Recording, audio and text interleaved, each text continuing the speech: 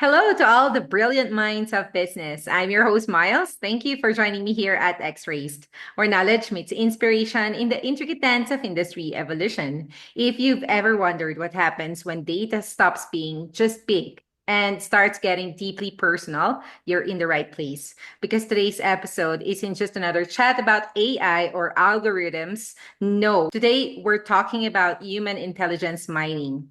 Yep, that's right. Your thoughts, patterns, choices, even emotions being quietly scooped up and used like a digital resource. And to help us unpack that Pandora's box is someone who's been sounding the alarm on the issue long before it trended on your feed.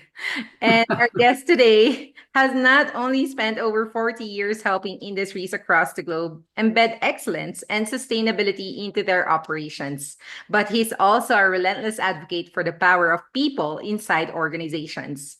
He leads one of the world's most trusted ISO certified educational and certification platforms known as ACI Global and e-Quip, which lives by the philosophy that people, not platforms, are a company's most valuable asset. I'd like to welcome back to our show the Managing Director and CEO of ACI Global and e-Quip, Ian Erskine. Hi, Ian. And welcome once again, and welcome to all our viewers.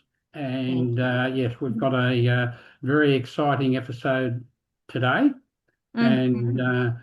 I think it's going to open a lot of eyes and hopefully get people to stop and think. And in reference to the ramifications of where we're heading at the moment, and we can actually start it off by simply getting people to stop and think, actually, what does AI actually mean? Now, Yeah. when you talk about AI, the word artificial intelligence comes up, right? Mhm. And for quite some time, this has intrigued me greatly because the true meaning of artificial is it's not real. Yeah, artificial for a reason.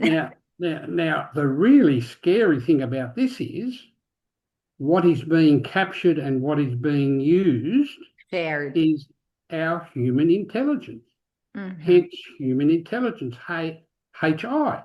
So we should, to me, what I would encourage everyone, stop talking about AI, talk about HI and bring that to the attention of everyone that they're talking to, bring it to the attention of their business owners and their business colleagues and their friends, and just start to talk about HI and start to think of basically where that is going at this present time.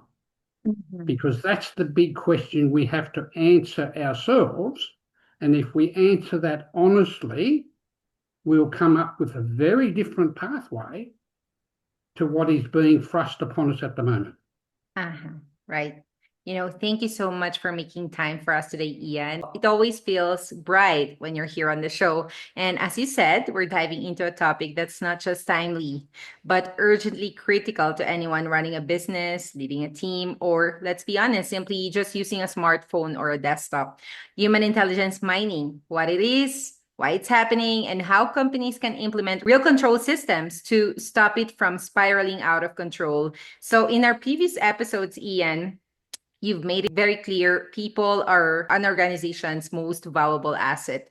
But in today's digital age, where data is harvested faster than you can say cookie policy, how do you define human intelligence in contrast to artificial intelligence? And more importantly, why should businesses urgently care about how it's being used or perhaps misused? Well, I guess those two words there, used or misused, are the critical factors in this equation. And I often, quite often now, I'm asking people, again, what their true understanding of so-called AI. But I think now we have to get into our heads, we've got to call it HI, it's human intelligence. And when we talk about human intelligence and where that's fitting into everything, this is where the answer to your question comes. So basically, when you open up your computer or your smartphone, basically immediately either there's a co-pilot or there's a chatbot hanging around. And I notice now that with Microsoft, there's a co-pilot sits there when you do your research, right? Mhm. You don't realise it, but you're typing what you want to find. and all of a sudden up comes the information, and then Right. there's a little scroll across the top of the screen. Thanks to Copilot, we've given you all this information. Well, excuse me, I don't want them to be doing that. I Mm. want myself to be doing that. Now, when I make that statement, this is where it becomes scary, because what has happened is they are mining our human intelligence, right, with Mhm. their algorithms, and that's how that is all put together.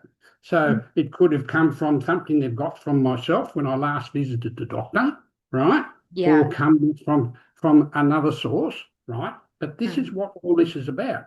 Now, what we're now simply saying at ACI Global, hold on a minute, stop and consider where we're going with this.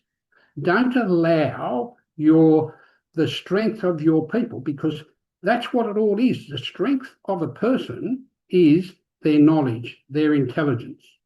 It should be being used by the organisation themselves, not put together in some monstrosity data centre, Mhm. right, and then being extrapolated out to produce robots, Mhm. and away they go. And again, I take people back to the last time I went to see the doctor. That was Yeah.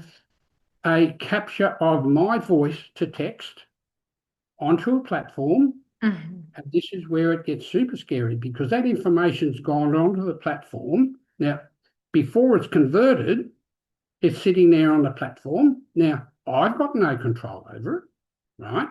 Yeah. It then comes back, and then it is then stored on the medical centre's own software. Okay. But that's where it should be and should stay. It shouldn't go Yes. outside the Mhm. confines of the organisation, because this is where, answering your question, where is the damage being done? The damage is being done the moment it goes outside your confines of either your own data centre, right, Mhm. or your office complex or whatever. Once it goes outside that, and quite often people call it into the cloud, there's no such thing as cloud computing or things like that. That information is being stored on someone's platform, on someone's computer, and they have free access to it. Okay. Right. So the next thing now, and this is where it will come to a crunch when we look at all the privacy standards, and I've looked at into in depth the privacy standard in Australia. It is actually illegal to actually make use of people's personal information without your specific agreement, right? Uh-huh. So, having said that, so that there in a nutshell outlines the clear risks, and in some respects, it's a simplistic answer Mhm. or solution in how we deal with this, because I have never said that HI is not a benefit to ourselves. It's a Mhm. huge benefit. We Yeah. can use the collective minds of our people within an organisation to Mhm. make processes better and faster, Mhm. right? And it's just a simple one, is sorting data within a Mhm. spreadsheet. Yeah. Okay. Why Mhm. shouldn't we work together to have a simple little process by using our collective human intelligence Mhm. to actually make that work faster for ourselves? That's what this whole thing was meant to be. Mhm. And to me, it's all gone off the rails because of this aim by certain very powerful people, which have now got it into their heads. Well, no, no, no. What we're going to do, we're going to use that intelligence, Mhm. and that will produce the robots, and the robots then will be put in place. So, as I said, they're clearly saying you won't need to go to a doctor in 10 or 15 years' time. Well, Mhm. I'm sorry. I will still want to go to a doctor in 10 or 15 years' time. Right. I don't want to go and see a robot. Correct. Okay. And that right there, Ian, is a powerful reminder that while AI can simulate thought, it's human intelligence still that originates it. And if businesses treat people like data points instead of decision makers, they'll soon find themselves managing metrics instead of motivation. As you've said, me as well, I wouldn't go to a robot to consult about my health. I mean, why? So, Let's take that a bit further, Ian. You've been very vocal too about the unchecked mining of human intelligence. What are the real world implications socially, ethically, and economically if we keep tuning a blind eye to how personal and private information is being accessed and monetized? Well, ethically, it is clearly wrong. Uh-huh. Okay, and then I always like to try and bring it back to, for argument's sake, our families, our family unit, our family's future, right? And I put it on myself. Now, how can I sit idly by as a father of three sons? We have uh, four grandchildren. Okay. Now, how can I sit idly by and then honestly answer the questions when my grandchildren come to me and say, Pop, what career do you think I should go into? Mm-hmm. Now, I now even will have to answer them honestly and say, well, you will need to be very careful and you will need to be very diligent in your studies to ensure you choose a career. But above all, you must understand that there are certain people in the world today that have a deliberate aim to destroy your careers going forward. Right. That's a real And world.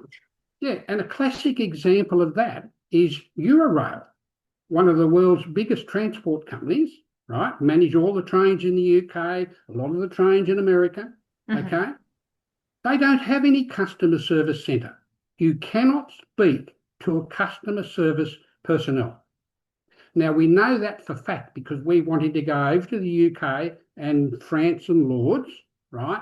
So we're looking at doing some of the internal bookings. We have our Eurail for nearly a month, right? Paid for that. But Uh-huh. now we're wanting to do the specific bookings of the specific journeys. Uh-huh. And well, hey presto, I'm looking around. Well, who do I find? And then there's a little chat pops up, Uh-huh. how can I help you? And anyway, so I just typed in there. I said, I'd like to speak to a real person, please. Mm-hmm. Oh, don't understand that question. Can you ask the question again? Um, Oh. can I speak to someone in customer service, please? Uh-huh. Oh, don't understand that. And ultimately, it eventually came back and said that what you can do, you can go onto a forum, a customer forum, Mm-hmm. but you don't expect to get a reply for 2 weeks Wow. if you get a A reply. really long time. So I did further research and I thought, oh my God, this is great. And so now we're going to have to work it out through the app on the phone and things like that. But luckily, we have a couple of friends that are over in the UK, and I think we're going to be giving them a phone call. I hope you get to figure that out. Yes. But that's the ramifications of where this is going. So just think of that for a moment. Yeah. So the size of this organisation is huge. So literally hundreds and hundreds of people now do not have a career. Uh-huh. Okay. Now, their children may well have been setting themselves up to follow in their parents' footsteps in customer service. Right? Uh-huh. Now, all of a sudden, it's the customer service, the face-to-face person that picks up that phone and says, how can I help you today, sir or madam? Mm-hmm. And I always find it so nice to have that happy voice on the other end of the phone that's willing to listen to your inquiry. And if they can't answer it, they say, oh, look, that's fine. I can't answer your question, Mr. Erskine, but I know the perfect person. They will give you a ring back in 5, 10, or 15 minutes' time. And Mm-hmm. sure enough, phone's ringing and they're coming back to you. Mm-hmm. Whereas now you're relying on the collective use of our human intelligence to try and put together answers to random questions, Mm-hmm. Right. right? And Uh, I still get the question of how does a chatbot actually work? mm-hmm. And I say, because ACI Global tried it, so what we had to do was put all the different questions and answers up there for it, right? So if someone came onto our website and said, we'd like to have some information about a quality management systems course, So that would be the question, and then we'd put the answer there for them, right? Mhm. And so that's what goes into the chatbot. Yeah. The chatbot, and perhaps this is where the so-called word artificial, because it's not a real person, but Mhm. in behind the scenes is real human intelligence. Mhm. And that Yeah. goes into with the mix of the algorithms, right? And again, I go back to what I said before, that the damaging thing with this whole process is when you ask the questions, who's in control of the algorithms? Can I have control of the algorithms? The Mhm. simple answer is no. No. Mhm. It's like we're all living in a digital Wild West where ethics are optional and consent is hidden in, say, 37 pages of terms and conditions, right? And what you just said, Ian, paints a future that feels uncomfortably present. And you've long been a champion of structured governance, especially ISO-based systems. Could you walk us through the roles that leadership, policy, and control measures, like those found in your ISO tables, play in protecting human intelligence today? Well, yes, it's very simple actually, because again, we start at leadership. So that's where the ethics come in, and the leading questions have to be answered by the leadership team, Ah, right? Is this a role that we want to go down? And then you then have to say to yourself, or the leaders then say to yourself, no, that's not a way. We're a family-based organisation. We mhm, want to keep this going. So the people that are in our organisation today, we want their children to step up and replace them when they're ready to retire. And when I'm ready to retire, I want to hand it on to my son or my daughter to continue that legacy, yeah. right? So that's where your leadership comes in. Now, in reference to the roles and responsibilities, so you have to look down through your roles and responsibilities and your tasks, and you need to collectively then look at the human intelligence that you have within your teams, right? And basically, you need to harness that in such a way so as to improve all your processes. Now, this is where HI comes into its absolute strength, because that's what it's meant to be doing. Mhm, It is not meant to be going outside the walls of your factory or the walls of your business mhm, or the boundaries of a country and things like that, and collect and be collectively mined by others for ulterior motives, right? And then now we then look at the controls. The controls are put in place specifically just in case mhm. incidents, accidents, and deliberate malfunctioning is put in place. So the controls are put in place for argument's sake. When you're looking at people's personal information, there are global laws which state that if you want, or you're going to leave a business, an organisation, right, of which you've put your CV, you put your driver's license, and they then capture a whole heap of private personal information, right? When you leave that business, the controls are in place for everyone around the world to be Mhm. able to hand that information back to the person, Yeah. right? And then they have to demonstrate that that information then is actually deleted off all hardware, software, and everything like that, so Mhm. it cannot be found anymore. And that is a way, that's the process of handing that personal information back. So this is where the controls come in, right? And again, this is the open question I have for when I went to the doctor 2 or 3 weeks ago. Okay, Yeah. I, yes, I did give consent, right? But I asked a number of leading questions. I said, well, I was rather bothered by what was happening, right? Uh-huh. I will be going back and will be requesting my information actually be returned, Mhm. and they will need to be able to demonstrate that the platform that they're using has now deleted it, right? Mhm. So they have to come back in writing, right, and demonstrate the process they have in That it's place, done. right, that it has actually gone and Mhm. it's now back in control of myself Yeah. and my doctor. Mm. Okay, and that to me is why. Well, it's quite a simple thing. That's why the controls are put in place by ISO, right? There are a series of standard guidelines, right? Mm-hmm. But in some respects, ISO now is a little bit behind the eight ball because if I look at there's some 50 controls in leadership, and then there's another 50 to 80 controls in reference to planning and governance and things like that. Mm-hmm. A number of these controls are going to have to be beefed up to prevent what is happening at the moment. But Ah, that's something that I'll be taking forward into the ISO committees to ensure that are brought forward as quickly as possible. yeah. It's like putting guardrails on a super highway. Yes, You're not yes, actually limiting movement. You're exactly. keeping it from flying off a cliff.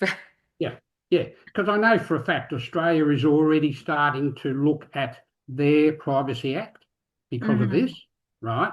But Mm-hmm. again, there's a warning that I'd like just to make sure that people are aware is if we hand it over to government to do by themselves, that's a very dangerous thing too, because then you end up with autocracy, right? Mm-hmm. They Yeah. then try to control people's personal information and things like that. And that's the last thing that we want to do is um, discourage people openly talking and discussing, disagreeing and agreeing, and that part of the communication process. And that's where I just a little bit wary of putting that Mm-hmm. into government controls. That's Yeah. where I think standard bodies can come in. They can put mandatory, non-mandatory guidelines in place, but they're overseen by a third-party audit process that can go in and say, yes, guys, while this is non-mandatory, you've agreed to put it in place, but it Mm-hmm. doesn't appear to be working. So you have a look at their process. And this is what I do as a third-party external auditor. I go in and have a look at their processes, and that's now what I'm doing with people's systems. I'm talking about, okay, so have you started to use AI or HI as we call it, Mm-hmm. right? Oh yes, we're now starting to look at it, and these are the questions I'm asking. I'm saying, okay, are Mm-hmm. you aware of what platform it is actually being used on? And most of the time they come up Google and Windows. Mm-hmm. And at this stage, I must admit, hand on heart, I've been unable to get any clear answer Uh-huh. apart from no, it is none of your business, or no, you will never have any control over the algorithms. And my simple answer is, I'm sorry, that is just not good enough. Yeah. Right. Speaking of control, Ian, let's talk accountability, which is the glue that holds it all together. How does ACI Global's approach to defining roles, responsibilities, and authorities help organizations safeguard not just their data, but their people, all while still fostering growth and innovation? Well, this is the interesting discussions that we're really now starting to pick up, and it's turning into quite an exciting discussion because people are now rapidly beginning to realise that yes, it is a very, very critical and important and progressive tool for people to use, harnessing human intelligence, right? But it comes down to the responsibility of each person within their role to be able to manage, organise, and then control the use of that intelligence, right? And this is also where we've done a lot of work in the background, where we're looking now at the storage of data, because that's going to be the next big issue. Because as you can imagine, the world population being harnessed, its intelligence being harnessed on such a broad scale. No wonder these people are saying we have to have these huge data centers, right? Now, what we all have to understand here, that in itself is a risk. We have to go back to the situation where organisations held their own data under their own organisation's premises and things like that. And look, I've already had some people saying, "Oh yes, but that's going to be an extra expense for our organisation putting in servers and so forth." And I simply say to them, "No." all you need is a desktop that people are not using. It can be an old desktop where the software's gone out of date, right? Uh-huh. You use that desktop as your data center. So that's where you put your drives, your external drives and your zip drives, all go there. So they're Mm-hmm. all either on your business premises, right? Or you can Mm-hmm. have them stored externally. Now, Mm-hmm. for ACI Global, we have them stored externally in two different countries, one in Australia, one in New Zealand, I see. and completely external, completely independent, but we Safe. know exactly where the data is. We Mm-hmm. can demonstrate at any given time if someone wants to, when they've finished their training, right? And it's a very Uh-huh. sad day because, as you know, we're into lifelong learning, right? Mm-hmm. But if they wish to leave ACI Global and have all their data and their information returned, we do that. And then we demonstrate the deleting process, taking it off the hard drive, and Mm-hmm. then the empty spot is shown to them, right, Mm-hmm. as evidence, and then they go away hand on heart saying, "Isn't that a fantastic process? I Yeah. now understand. I'm back fully in control of my information." Yeah. That's how this will ultimately pan out. Everything is safe. Again, it's great Yes, to hear to be reminded that ACI Global Systems don't just train people, you empower them with clarity and accountability. They know where exactly. their data Yes, is.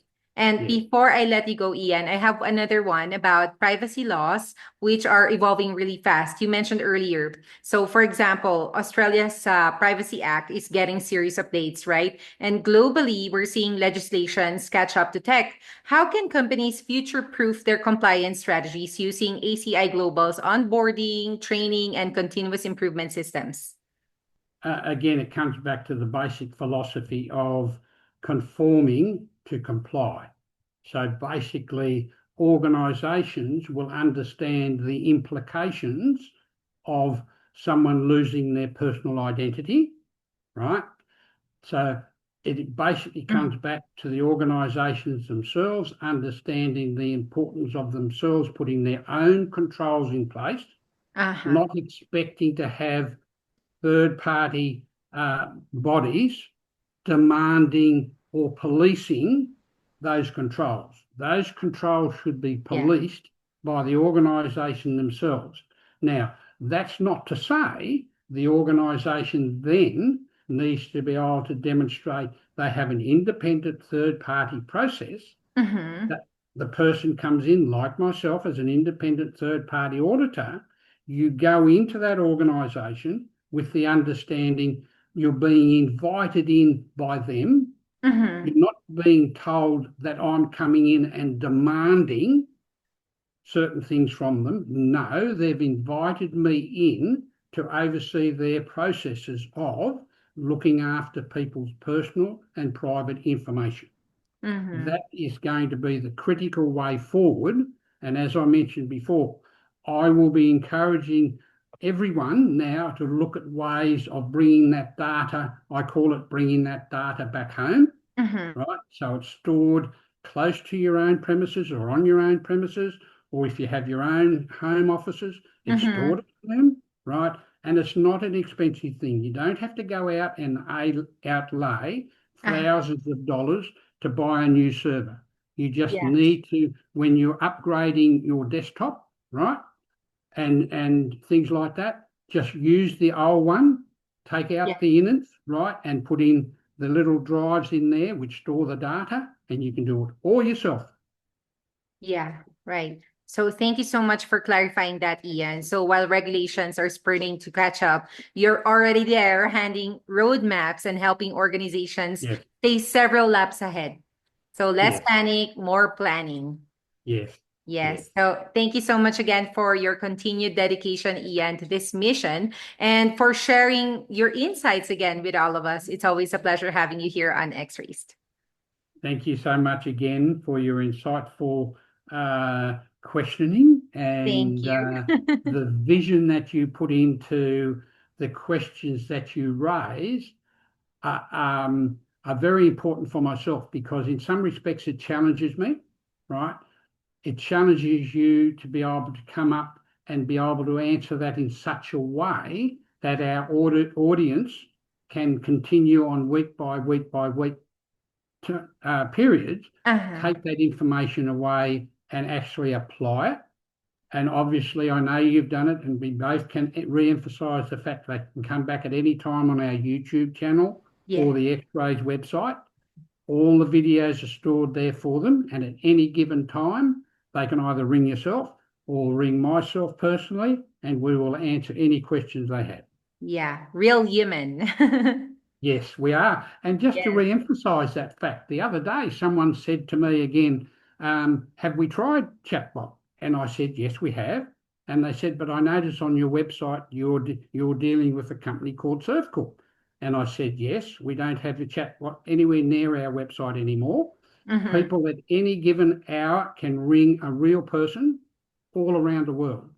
So it Yes. starts, for argument's sake, it starts off here, time zone starts off in Australia, Mm-hmm. then goes across to the UK, and then ends up in the United States. And by the time the United States closed down, Australia's up and running again. So every day of the working week, someone can actually pick up the phone and Yeah. speak to a friendly, happy person, Uh-huh. not a robot. And I really stress that it will never be a robot. We Uh-huh. will always have a real person to Mm-hmm. answer any question, any query Mm-hmm. to satisfy their requirements. Brilliant. Thank you so much, Ian. So, thank you again. And what did we learn today? That human intelligence isn't a product to be mined, it's a value to be protected, like what ACI Global has been doing. And that leadership isn't just about vision, it's about policy, clarity, and control. And that when you invest in people, you don't just protect the future, you shape it. So, whether you're running a business, building a brand, or simply trying to survive your inbox, you need someone like Ian and the team at ACI Global in your corner. Connect with them by heading over to aciglobal.com.au, where you'll find ISO training programs, certification pathways, and a vision for business that meets standards and raises them. Thank you for staying with us, subscribing, watching, or listening, and for making us the place where conversations like this happen. Catch me and Ian again in our next episodes. This has been your host, Miles. Stay focused and inspired with X Rays.